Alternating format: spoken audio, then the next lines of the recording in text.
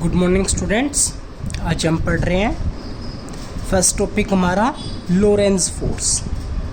तो Lorentz force क्या होता है? The force experience by charge particle moving in space, यानी कि जब कोई एक चार्ज पार्टिकल स्पेस के अंदर मूव करता है तो उस चार्ज पार्टिकल के ऊपर जो फोर्स लग रहा है वो कौन सा होगा?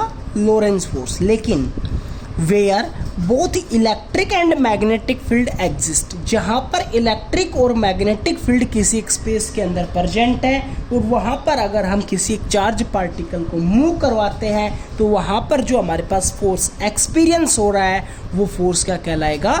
Lorentz force. अब देखो फर्स्ट यूनिट के अंदर हमने पढ़ा था जब एक चार्ज पार्टिकल इलेक्ट्रिक फील्ड के अंदर मूव करता है तो वहाँ पर हमारे पास एक फोर्स एक्सपीरियंस होता है एफ ई, यानी कि इलेक्ट्रिक फील्ड के लिए रिप्रेजेंटेशन क्या है? F E that is equals to Q E के बराबर होता है, मतलब चार्ज इनटू इलेक्ट्रिक फील्ड। लेकिन अगर हम मैग्नेटिक फील्ड के बारे में पढ़ रहे हैं, मैग्नेटिक फील्ड के चैप्टर में हमने पढ़ा था force that is equals to charge into velocity vector cross product of with magnetic field vector, यानी कि force in magnetic field that is charge into cross product of velocity and magnetic field. अगर हम इन दोनों equations को combine कर दे तो हमारे पास resultant force होगा।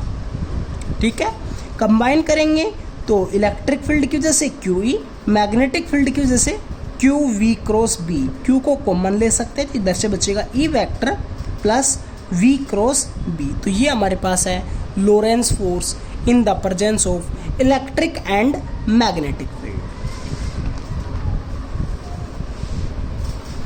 नेक्स्ट टॉपिक हमारे पास है force on a current carrying conductor placed in magnetic field. जब आपके पास कोई एक करंट कैरिंग कंडक्टर को अगर आप मैग्नेटिक फील्ड के अंदर रखते हैं तो उसके ऊपर जो फोर्स एक्सपीरियंस होता है वो किसके बराबर है?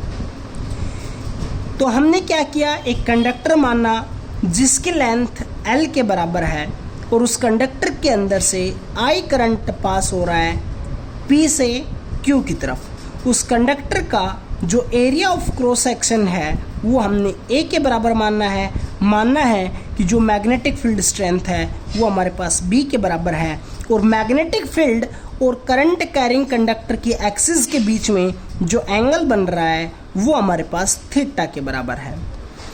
मानते हैं कि small n be the number of electrons present per unit volume of the conductor, कि जो हमारे पास ये कंडक्टर है इसकी अगर हम यूनिट वॉल्यूम लें तो उसके अंदर small n number of electrons present हैं।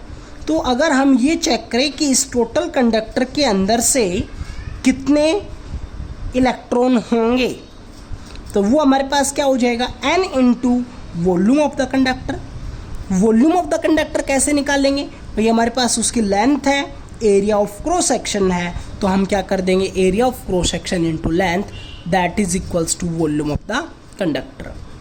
Then total number of electrons in the conductor किसके बराबर हो जाएंगे? n into volume. वॉल्यूम क्या हो जाएगा? Area into length. Lorentz force की बात करें तो force due to one electron निकाल रहे हैं अभी हम। स्मॉल एफ रिप्रेजेंटेशन जो किया हुआ है वो एक इलेक्ट्रॉन की वजह से किया हुआ है, तो किसके बराबर होगा? Q V cross B, electron की वजह से, इसलिए वेलोसिटी क्या हो जाएगी? वी डी, यानी कि drift velocity of electron. Charge e तो हमारे पास क्या हो जाएगा? E v d cross B, और टोटल इलेक्ट्रॉन की वजह से फोर्स निकालेंगे तो capital F that is equals to जितने हमारे पास नंबर ऑफ इलेक्ट्रॉन्स है वो इनटू के अंदर force due to each electron.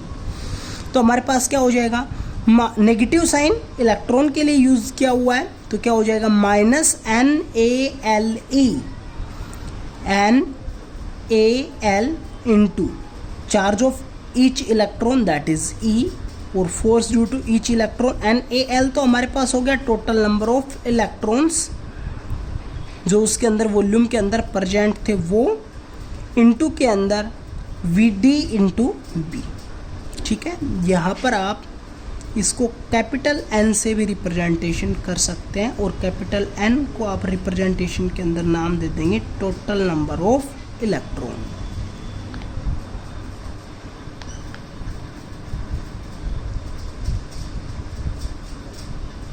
Clear?